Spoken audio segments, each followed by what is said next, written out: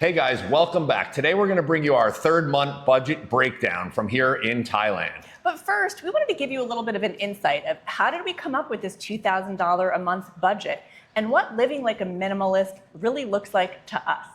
Hi, I'm Mark. And I'm Kenda. We're a kid-free couple, slow traveling on a budget. So, what does living like a minimalist mean? It can be different for everybody. For us, it's literally wearing the few clothes that we have and carrying a few things. So we sold everything we own, except our house, which we are renting out at the moment, which we'll get into later.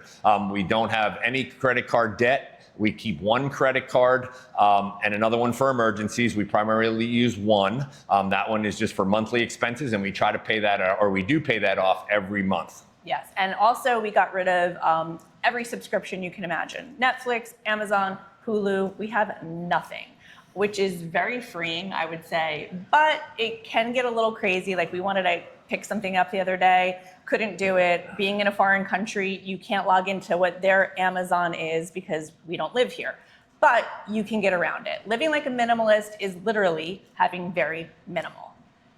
When I first started planning or saying that I wanted to retire early, I started researching on YouTube. And a lot of slow travelers or early retirees set a $2,000 a month budget. So I can't take credit for that. That's where I got the idea from. So we don't know if it's still sustainable in this day and age, but we're gonna try. So stay with us and follow along as we make the mistakes for you. You never know, right? But the one great thing with coming up with a number to have, it kind of gave us a more realistic, I'll say, projection of if we could really pull this off. Once we put the plan into motion, we have always been talking to our financial planner. That's very important to look at the numbers realistically, not from your own mind. And then for us owning our property, we wanted to rent it out. And if we could make money on it, we thought we could actually pull this off. That was the first step. A little backstory, moving to Arizona was actually the first step. That afforded us at the time to downsize everything as far as money-wise is concerned.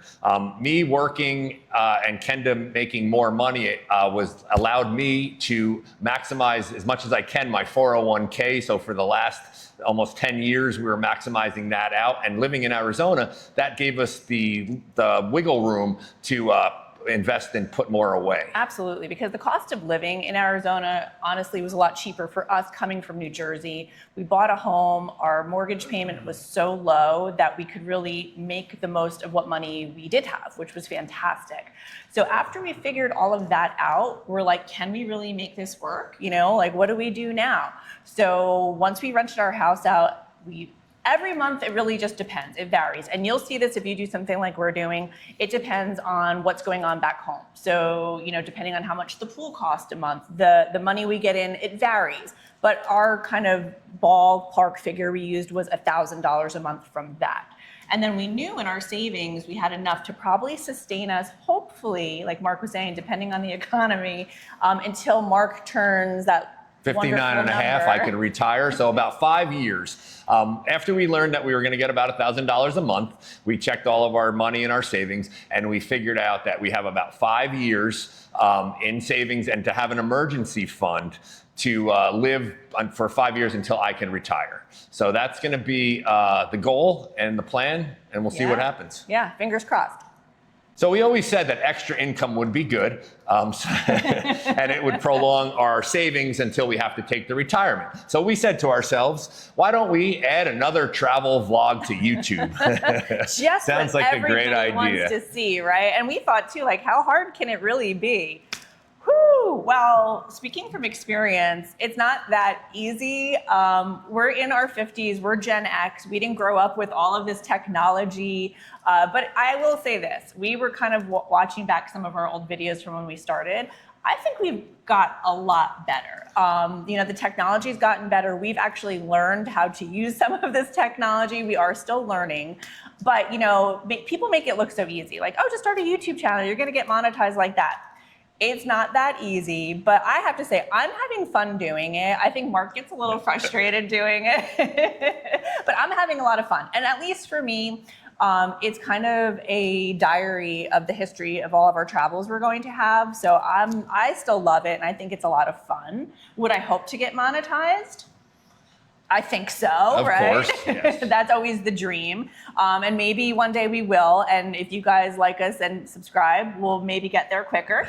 But yeah, it's definitely a challenge. You know, being Gen X and working with new technologies is not for the faint of heart, but we're doing our best that we can. And hopefully maybe one day we'll get a couple bucks for it. And also the main purpose of this channel is, along with everyone else, to inspire you or motivate you to maybe put stuff together, retire early, get your finances in order and stuff like that. If we could do it, you could definitely do it. We're by no means rich. We by no means have a silver spoon or anything like that, but we're trying to make it happen. So let's get into it. This month we were in Jomtien, Pattaya, Thailand.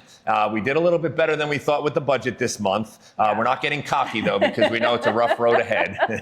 So let's start with the biggest thing, which is the accommodations. This month we did do an Airbnb, and we booked it again before we got to the area. On paper, it was great. It cost us $321 for the month. Now, that did not include utilities. That was something separate that they were going to charge for. Well, we did have to put up a deposit, a 3,000 baht deposit, and then at the end they would return us after they showed us the meters and everything. So Yeah. that worked out pretty well. I think we spent maybe around $30 yeah. the month for water and electricity. So it wasn't too bad. So for the month overall, our living expenses for the accommodations were pretty low. Another huge amount, of course, is food. It's something you need every day. When we came up with our budget, originally we said $30 a day was going to be the budget. Now, that doesn't sound like a lot, and I was honestly kind of nervous about that because I was like, oh God, I like to eat food. But I think we've been doing pretty awesome. I mean, most days, because I keep a little log every day of everything we've spent. I'm old school, pen and paper. Most days we're around $20, give or take. So for the month, our food allowance or budget that we had was $583.61, and that's for both of us eating 3 meals and snacks every day. So then another expense is we like to allow ourselves, not as much as some other people, but we do like to have a drink on occasion or go out to a bar and check them out, check out the scenery. So we do a lot for some drinks, and that was $23.70 total for our drinking. That was a lot. So we don't really drink that much. So moving forward with our travels, we are going to be including airfare and bus transfers. So this month we did fly into Thailand.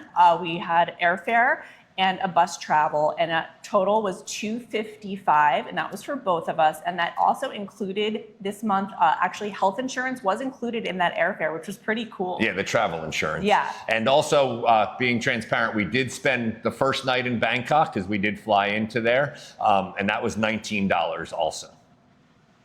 So as Kenda touched on a little earlier, this month, or this time, we did not have to get travel insurance. Normally, it costs us about $100 a month, give or take, for 2 of us. And it did come in handy once, so I highly recommend it. But we did get it this time through when you book round trip tickets, there's a small fee depending on what they want to charge, and they include it in that time frame. Yeah, so that saved us money. I think it really was only like around maybe $30 or $35 extra included in the airfare already. Yeah, so that was definitely for us a great find being budget travelers. Now, there's always like extra necessities you need on the road. This month especially, we needed a lot of stuff. We needed toilet paper, soap, shampoo, all the good stuff. But that being said, all of that for the month, it was $15.61. So that wasn't too bad. We did, of course, have to have our eSIM card, which you always need on the road, which we used a lot last month, and that only cost us $8. And then the only other thing we added in this month, I had some issues with my menopause and I needed some help. So Mark was kind enough to go to one of the pharmacies with me, and we bought some supplements, and that was $27.85. So let's get into our expenses for tours and sightseeing and etc. As budget slow travelers, we try to hit the ground walking, so to say, so we can find attractions that are close to us that don't require a lot of transit, and also that are either cheap or free to get in. Now, sometimes we don't always do that. If there's a large attraction like the Sanctuary of Truth, we are going to pay the money just because it's a once-in-a-lifetime find. But as that goes, the budget on that one was $43.31. Which I think was actually pretty good considering I felt like we did do a lot this month. Yeah, and then we need transport and everything to get back and forth if we can't walk there. Yeah, and that's the one good thing out in Southeast Asia. Their Uber, like it's called Bolt or Grab, is so cheap. So for the month, we used a couple Bolts. They had something called the Bot Bus, which you literally hopped on the back of this moving little bus. We'll put a little video in here of it. It was great. It was 10 baht. So we used that quite often to get to places that we could. So for all of that included, we only spent $42.90. So one thing I do want to point out about the transportation, in Bali, we were using either Gojek or Grab, and it was pretty reasonable, or so we thought.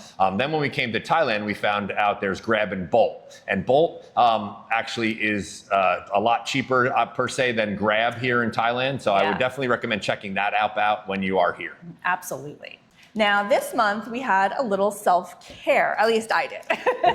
One great thing out here in Southeast Asia, massages, hair appointments, what have you, they're really relatively cheap. But being budget travelers, we want to keep it as cheap as we can. So for the month, I had a massage, I got some waxing, and Mark had a haircut. And for the month, it cost $70. And that was for all of those things included in that. Yeah, I got a haircut and that was $6, so which is pretty reasonable. And then also another thing that you need to do, it's a necessity on the road, is laundry. Laundry varies from place to place, we're finding out. It's still fairly inexpensive. So for the whole month, doing our own laundry this time, we had laundromats in the building. We're staying in high rises.